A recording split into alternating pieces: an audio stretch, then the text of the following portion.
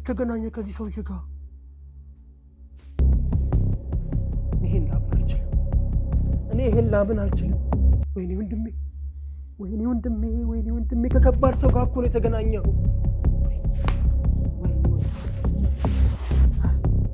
ካሌብ ሞሲሳ እንደ ህፃን ልጅ ታወጣጭኝ ነው ያሰብሽው? እኔ እህትሽ አይደለሁ? ለምን ትደብቂኛለሽ? ቆይ አንቺ ከመስጀምረው ነው እንደዚህ ወሬ ጥማት አመኝሽ? ብሩክ ጠፍቷል እየተባለ ነው። ለምን ገደል አይገባ? ምን አገባኝ ታዲያ? እሱን ልክ ነሽ፣ ግን ልጁን እንዴት ነው ያሳከማት?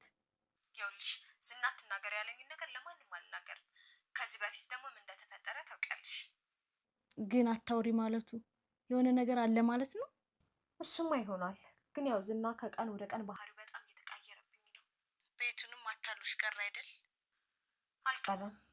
ሞገስ ከሞተ ለእኔ ቤት መግዛት ለዝና በጣም ቀላል ስራ ነው። እንዲህ በየቀኑ አይተሽ የማጨርሽው ሰው እየሆነ እንዴት ይገዛልሻል? እሱማ በጣም ብዙ ስራ ነው የሚሰራው። ቀላል ሰው እንዳይመስልሽ፣ በጣም ከባድ ሰው ነው። እና ብሩክ ቤቱን ሳይሸጥ እንዴት እንዳሳከመ አትነግሪኝም? መቼም አልነግርሽም ኤፍራታ፣ አትድከሚ። ካለፈው ስህተቴ ተምሬያለሁ። የምፈልገውን እስካገኝ ድረስ ዝና የሚለኝን ብቻ ነው ማድረግ ያለብኝ። እና ብሩክ ቤቱን ሳይሸጥ ልጁን እንዴት እንዳሳከመ አትነግሪኝም? እኔ ወንድሜ ምን ሆነ ይሆን? ኧረ ብሩክ ድምፅህን አሰማኝ። ኧረ የእናትህ ልጅ ተጨንቄልሃለሁ። ኧረ እባክህ ብሩክ። እኔ እንዲህ አይነት ህልም አይቼ አላውቅም። ምንድን ነው? ምን አይነት ህልም አይተሽ ነው? ዝና ጉድጓድ ውስጥ ሲከተኝ ያየሁት። ጉድጓድ ውስጥ ደግሞ ፊልም ውስጥ ያዩዋቸው አስፈሪ ጅቦች አሉበት። ይሄማ ህልም አይደለም። አትቀልጂ። ዝና የሆነ ችግር ውስጥ ሊከተኝ አስቦ ሊሆን ይችላል። እና ፈጣሪ ላንቺ አስቦ ነው አስቀድሞ በህልም የሚነግርሽ? እሱማ በየትኛው ስራዬ፣ በየቱ ጽድቄ። እና መጨረሻው ምን ሆነ? በቃ ወደ ጉድጓድ ሲከተኝ አቋርጬ ነቃሁ። በይ ተመልሰሽ ተኝና የጀመርሽውን ህልም መጨረስ አለብሽ። መጨረሻውን ማወቅ አለብሽ። መድብል ብሩክ እንዴት እንደጠፋና በምን ምክንያት የጠፋበትን ሁኔታ በዝርዝር አወቀው። እንግዲህ መድብል ከመጣ ጀምሮ ወንድምን ብሩክን አላገኘውም ነበረ። ብሩክ እንዳጋጣሚ ምኝታ ክላሱ ማታ ተኝቶ ጧት ተንስተው ቢያዩት ከምኝታ ክላሱ ሲያጡት ሁላቸውም ተደናግጠው፣ እንግዲህ መድብልም ከመጣ ሰንበትበት ብሎ በተደጋጋሚ ለማጣራት ቢሞክር ወንድሙን አየሁ የሚል ለፖሊስ ቢያመለክትም ምንም ፍንጭ አላገኘም ነበረ። በራሱ ሂደት እንግዲህ ሲከታተል ነበር ያደረገው። በባንክ አካውንቱ እንዴት ቤቱን ላይ ሸጠው ቻለ፣ በአካውንት ውስጥ ማን አስገባለት የሚለውን ነገር አስጠይቆ ነበረ። ያለበትን ቦታ እነማን እንደወሰዱት እነማን እንዳገቱት ደርሶበታል። ማለት እንግዲህ ብሩክ በጣም ሰንበትበት ብሏል። በጣም ከባድና ወንጀለኞች አደገኛ አሉ የተባሉ ከተማው ላይ በጣም ትላልቅ ወንጀለኞች ጋር ነው የተገናኘው። መድብል ደግሞ እነዚህን ሰዎች በደንብ ጠንቅቆ ያውቃቸዋል። ብሩክ እንደዚህ አይነት ነገር በጭራሽ የሚሰራና እንዲህ አይነት ነገር በጣም የሚጸየፍ ወንድም እንደሆነ መድብል ስለሚያውቅ እነሱም ደግሞ በጣም ከባድ ሰዎች እስከ ማስወገድ ደረጃ እስከ መግደል ደረጃ የሚደርሱ ለሰዎች ምንም አይነት ርህራሄ እንደሌላቸው ገንዘባቸውን ብቻ መሰብሰብ እንጂ ለሰው ልጅ ምንም ያክል ደንታ እንደማይሰጣቸው ስለሚያውቅ ልክ እነሱ ወደ አካውንቱ እንዳስገቡለት ሲያውቅ በጣም ነበር የደነገጠው። ወይኔ ወንድሜ ከምን አይነት ሰዎች ጋር ተገናኘ እያለ በጣም እንትን ሆኖ ነበር። ቀጥታ እንግዲህ መድብል ያደረገው ምንድን ነው? እነሱ ወዳሉበት አካባቢና ወደ እነሱ ወደሚገኙበት አድራሻቸውን ፈልጎ ወደ እነሱ ነው ቀጥ ብሎ የሄደው። ሰላም ሰላም፣ ውድና የተከበራችሁ የቻናላችን ቤተሰቦች እንኳን ሰላም መጣችሁ። ላይክ፣ ሸር፣ ሰብስክራይብ በማድረግ ቤተሰብ እንድትሆኑ እያልኩኝ እንግዲህ በባለፈው ሳምንት ሁላችንም እንዳየነውና እንደተመለከትነው በተደጋጋሚ በተለይ ሞገስ ምንም እንትን አላገኘም ነበረ። በተደጋጋሚ እንግዲህ ዝና እያገኘው እያስፈራራው፣ እንዲሁም ደግሞ ያው ማህሌት ከሱ ጋር በጣም ሰጣ ገባ ውስጥ ገብታለች። በአሁን ሰዓት ማህሌት ዝናን የራሷ ለማድረግ በጣም እየታገለች ነው። ዝና አልሳካላት ብሎ ነው እንጂ እስከዛሬ ድረስ ሉላን እንዲረሳና በአጠቃላይ የእሷ የራሷ ለማድረግ እያሰበችና እየጣረች ትገኛለች። እንግዲህ በመጠጥ ካሰከረችው በኋላ ወደ መኝታ ክላሱ ይዟት ወደ ቤት ይዘው ከሄደች በኋላ እንደ አጋጣሚ ቅድስት ደውላላት የት እንዳለና ስልኩን ተቀብለሽ ፈትሺ የሚል መረጃ ሰጥታ ስለነበረ ያንን መረጃ እንድታገኝ ከስልኩ ላይ ነግራት እንዳለ ወንጀሎች ምን አይነት ወንጀል ይሁን ምን ይሁን እንደሚሰራ ምንም የማታውቂው ነገር ስለሌለሽ ከስልኩ ላይ ፋይሎቹን በሙሉ ገልብጪ ስትላት ልክ የእሱን ስልክ ካወጣች በኋላ ስልኩን አሻራዋ ልትከፍት ሲላት በአይኑ አሻራ ልትከፍት ስትል ነበረ የነቃው። ከነቃ በኋላ እንዴት እዚህ ልትመጪ ቻልሽ ምናምን በቃ በጣም ፈርታ ነበረ። ስልኩን የኔ ባትሪ ዘግቶ ስለነበረ ሰዓት ለማየት ነው ስትል አሁን ከዚህ ቤት ቀጥ ብለሽ ውጪ ሲላት አሁን እኮ መሽቷል፣ ሰዓቱ ሄዷል፣ እንዴት በአሁን ሰዓት እወጣለሁ ስትል አይመለከተኝም ብቻ ውጪ ሲላት አሁን እኮ መሽቷል ስለው እንግዲህ እዚህ አጠገቢ እንዳላይሽ ውረጅና እታች በለጥ ላይ ነበረ ተኛ ያላት ማለት ነው። ቀዝቃዛ ነው፣ እንዴት ነው በዚህ ሰዓት በለጥ ላይ የምተኛው? ቢያንስ አልጋው ሰፊ ነው፣ አንተ በአንድ በኩል እኔ በአንድ በኩል እንሆነና እንተኛ ስትል ያው ትቷት ተኝቶ ነበረ። እኔን አታውቂኝም አልተዋወቅንምና ነው። እኔን ለእንዳንቺ አይነት መቼም ልቤ አይደነግጥም። እኔን ለማማለል እንዳትሞክሪ፣ ባንቺ መቼም ቢሆን እንትን አልልም ሲላት ነበረ። በጣም ነው የናቃት፣ ከፍ ዝቅ እያደረጋት በዚህ ልክ። ነገር ግን እሷም ከሱ ቂጣ አትጠራም ማለት ነው። ያው እንደዛ ብላ ከተኛችው በኋላ እንደ አጋጣሚ ብርድ ስለነበረ ሁለታቸውም ሳያስቡት አንድ ላይ እሱ ጋር ሄዳ ተኝታ በነበረ ሰዓት ሲነቃ እላው ላይ ደረቱ ላይ ሆና ተለጥፋ ተኝታ ሲያገኛት አንስቶ ነበረ አምዘግዝጎ የጣላት ማለት ነው። ምን እያደረግሽ ነው? ምን እየሰራሽ ነው ሲላት እንዴ ምንም እየሰራሁ አይደለም፣ ለምን ታስጨንቀኛለህ ስትል በይ በቃ አሁን ተዚህ ቤት እንዳላይሽ ውጪ ሲላት ነበረ። ያው እንደምንም ብላ ሄዳ ነበረ ወደ ቤት። ወደ ቤት ከሄደች በኋላ ለኤፍራታ እንዴት ነው እያለች ስትነግራት እንዴት አደርሽ ተሳካልሽ ወይ ምናምን ብላ ኤፍራታ ስትጠይቃት አረ ሰውየው የዋዘው አይደለም እንኳን ሊሳካልኝ አንዱም አልተሳካ፣ አብሬውም አላደርኩ፣ ጭራሽ ሊፈልገኝም አልቻለ፣ እንደ ሴትም አልቆጠረኝም፣ እንደ ሴትም አያየኝም፣ የዋዘው አድርገሸዋል እያልቻ ስትል ነበር። አይ ይሄ ካልተሳካልሽ ስልኩን አንስተሽው አየሽው ወይ የሚል ጥያቄ ነበር የጠየቀቻት። ቆይ አንቺ እንደ ሕፃን ልጅ የምነው ጥያቄ አበዛሽብኝ ስትል ነበር። ከዛ በፊት እንግዲህ መድብል ኤፍራታን ደውሎ ጠይቋት ነበረ። አልመጣችም፣ ከሱ ጋር አድራለች። አሁን ስትመጣ ጠይቃታለሁ ስላለችው ስትመጣ በቃ ወሬ ስትጀምሩ ለእኔ ቴክስት አድርጊልኝ ብሏት ነበር። እሷም እሺ ብላ ልክ ወሬ ስትጀምር ቴክስት ስታደርግለት ደውሎላት የሚያወሩትን እንዳለ ስፒከር ላይ አድርጎ ሲሰማ ነበረ። ማህሌት ብቻ ከባድ ነገር እንዳለ ነው እንጂ ምን እንደነገራት በጭራሽ ለኤፍራታ ልትነግራት አልቻለችም። ምክንያቱም ለሰው ብናገር ይገለኛል፣ እንዲገለኝ አልፈልግም፣ ሁሉም በጊዜው ሲሆን አብረን እናየዋለን ነበር ያለቻት። እንግዲህ ኤፍራታ የሚቻለችውን ያክል ለማውጣጣት ሞከረች። በጭራሽ ግን እሷ ልትናገር አልቻለችም።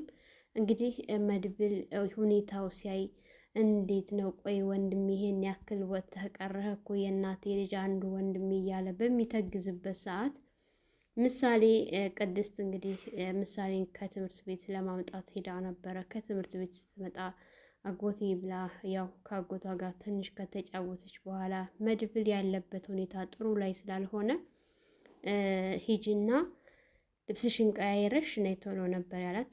ያው እሷም እሺ ብላ ልብሷን ለመቀያየር ከገባች በኋላ በድጋሚ ስለ ወንድሙ እያሰበ ያው ሞገስ ጋር ደውሎ ሲጠይቀው ሞገስ ምንም አይነት ፍንጭ እንዳልሰማ ነበር የነገረው። ቆይ ግን ወንድሜ የት ገባ ነው የሚባለው? ቆይ ምናምን እያለ በተደጋጋሚ ስለ ወንድሙ ማንሳቱን አልተውም።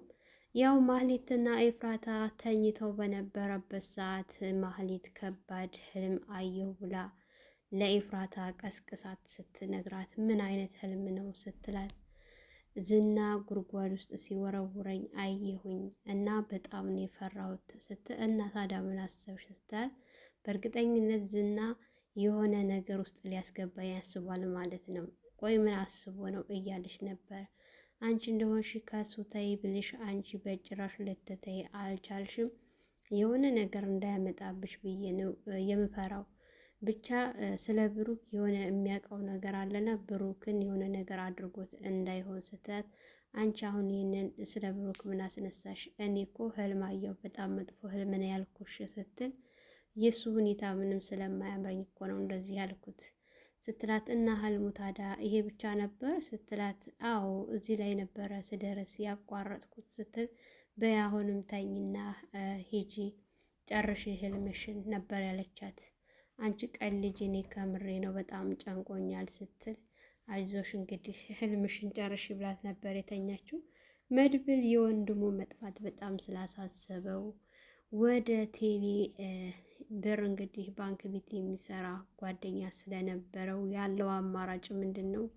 ወንድሙ በሱ አካውንት ማን እንዳስገባ ማወቅ ፈልጎ ነበረ። ደውሎ ሲጠይቀው ያው ጓደኛው ስለሆነ አሁን እቤት አይደለሁም ስገባ ወደ ስራ ቦታ ስመለስ አሳውቅሃለሁኝ ግን አደራ ብሎ ሲለው በጭራሽ እንዳታስብ እያለ ያው አንዳንድ ነገሮችን ሲነግረው ነበር። እሱም አምናለሁ ጓደኛዬ እንዲህ አይነት ነገር መቼም አልጠብቅም ሲል ነበር። እንግዲህ ሉላ እና ሞገስ ወደ ውጭ ወጥተው እንውጣ ሲላት በድጋሚ ቆይ ግን ሰሞኑን እግራ ብዛ ሀሳብ ምንድን ነው? ዝናን መፍራት ተውክ እንዴ ስትለው አሁን እኮ ዝና እንዴት እንደሚከታተለን እኮ ደረስኩበት ብሎ ሲላት እንዴት ነው ይሄን ልታውቂ የቻልከው ስትል አንቺ መድብል ቀላል ሰው አይደለም፣ መድብል እኮ ነው የነገረኝ ሲላት ምንድን ነው የነገረህ ነበር የሷ ጥያቄ። ለካ ዝና ሲከታተለን የነበረው በኤቲኤም ብር በምናወጣው በዛ ነው እንደ ፈረስ እየጋለበ የሚመጣው እና በዛ ነበረ ሲከታተለን የነበረው ብሎ ሲላት ለሉላ በጣም ነበር የተገረሙት ማለት ነው። ከአሁን በኋላ ኤቲኤም ብር እንደማያወጡ ሁለታቸውም ተነጋግረው ያው እንደማይደርስባቸው እዚህ ሰፈር በነፃነት እንደሚንቀሳቀሱ ነበር የነገራት። መድብል እስካለ ድረስ ደግሞ ምንም አትፍሬ ዝናን እንዳይነሳ አድርጎ ነው እየቀጠቀጠው። ከዛ ወዲህ በትንሹም ቢሆን በጣም ፈርቷል ዝና ነበር እያላት ማለት ነው። ዝና የሉላ መጥፋት ሉላ ይሄን ያክል ጊዜ ተሰውራ መኖሯ በጣም አሳስቦታል። ቆይ ግን ብዙ ነገር እንዳላደረግኩኝ ብዙ ነገሮችን በፍጥነት ማግኘት እንዳልቻልኩኝ ሚስቴን ግን ይሄን ያክል ጊዜ እንዴት ነው እጅ ላላስገባ የቻልኩት? ይህን ያክል ጊዜ እንዴት ነው ከኔ ርቃ እየኖረችው? እያለ በጣም ብቻውን ሆኖ ሲተግዝ ነበረ ማለት ነው። በስካር መንፈስ እኮ ሆኖ ራሱ መሸነፍ አልቻለም ለሌላ ሴት። የእውነት ዝና ሉላን ይወዳታል፣ ግን ደግሞ አያያዝ አልቻለበትም በፍጹም ማለት ነው። አያያዝ ስላልቻለበት ነው እንጂ ውዴታ አለው። በልክ ደግሞ የሚሆን ነገር የለም። ሁለቱም ጋር አንድ አይነት ስሜት ሲኖር እንጂ አንደኛቸው ጋር ብቻ ሲሆን ከባድ ነው። ያ ነገር ነው ብቻ እያስጨነቀው ነው። እንግዲህ ቅድስትም የሞገስ የብሩክ መጥፋት በጣም እያሳሰባትና እያስለቀሳት ነው። ምክንያቱም ብሩክን ተወደዋለች። ይህን ያክል ጊዜ ከቤት ጠፍቶ መቆየቱ በጣም እያሳሰባት ነው። መድብልን ባገኘችው ሰዓት መድብል ስለ ብሩክ ሲጠይቃት ቶሎ ብላ ነው እንባ የሚተናነቃት ማለት ነው። እንግዲህ መድብል ወንድሙን ከገባበት አምጥቶ በእርግጠኝነት ቅድስትና ብሩክ እንደሚጋቡ ምንም ጥርጥር የለውም። ምሳሌ ራሱ በጣም እንደምትወዳት የእውነት እንደ እናቴ ትሆኝልኛለሽ ወይ እያለቻት ነበረ። ምንም ነገር ላላደርግሽ እስከ መጨረሻው ፍጻሜ ድረስ እናቴን እናት ልሆንሽ ቃል እገባልሻለሁ ብቻ ጋሽ ይምጣ ስትላት ነበረ። ቆይ አባዬ ግን መቼ ነው የሚመጣው እያለች ስትጠይቃት ይመጣል። ምሳሌ የሩቅ ቦታ ስለሄደ እኮ ነው እንጂ ይመጣል። እና ታዲያ አይደውልልኝም እንዴ ስትል ምሳሌዬ ምናልባች እኮ እዛ ያለበት ቦታ ሩቅ ስለሆነ ኢንተርኔትም ላይኖር ይችላል። ለዛ ይሆናል ያልደወለልሽ። ሲመጣ እኮ ይደውልልናል። ያው ምግብ አዘጋጅተን እንጠብቀዋለን ብላ ስትላት የአባዬ ምግብ እኔ ነኝ የምሰራው አስለምጂ ሙያ ስትላት አስለምድሻለሁ ብቻ እሱ ይምጣ እንጂ ምርጥ አድርገን ሰርተን አዘጋጅተን እንጠብቀዋለን። ለአባትሽ ደግሞ ቆንጆ ምግብ እንደምትሰሪለት አልጠራጠርም ስትላት ነበረ። እንግዲህ አጎቷንም እንዲያዝናናት ስትፈልግ ቆይ ብሩክ እንዲህ አድርጎልሻል እንዴ ሲላት አዎ ቆይ አባዬ ያላደረገልኝ አታደርግልኝም እንዴ ስትለው አባትሽ ያላደረገልሽን ነገር አላደርግልሽም፣ አባትሽ ግን ሲያደርግልሽ የነበረውን በሙሉ አደርግልሻለሁኝ ብሎ ሲላት እንግዲያማ አባዬ ያላደረገልኝ ሁሉ አድርጎልኛል እልሃለሁ እንድታደርግልኝ ስትል አንቺ ዱርዬ ሆንሽ እያለ እንግዲህ ሲሳሳቁና ሲቀልዱ ነበር። ያው ብዙ ችግርና መከራ ቢኖርም ነገር ግን ምሳሌን ለማስደሰት እየጣረ ይገኛል። መድብል ወንድሙ ከነማ ጋር እንደተጋጨ ደርሶበታል። እውነት መድብል ብሩክን በህይወት ያገኘዋል አያገኘውም የሚለውን እሱን አብረን ወደፊት የምናየው ይሆናል። ሰላም ሰላም፣ ውድና የተከበራችሁ የቻናላችን ቤተሰቦች እንኳን ሰላም መጣችሁ። ለቻናላችን አዲስ የሆናችሁ ላይክ፣ ሸር፣ ሰብስክራይብ በማድረግ ለልጅ ሙቤ አዲስ የሆናችሁ የደውል ምልክቱን በማጥቆር ቤተሰብ እንድትሆኑ እያልኩኝ ለዛሬ ነበረን ይህን ይመስል ነበረ። በሌላ ቪዲዮ ተመልሼ እስከምመጣ መልካም ቆይታ ይሁንላችሁ። ሀገራችንን ሰላም ያድርግልን። ወጥቶ ከመቅረት ፈጣሪ ይጠብቀን እያልኩኝ በዚሁ እሰናበታችኋለሁ።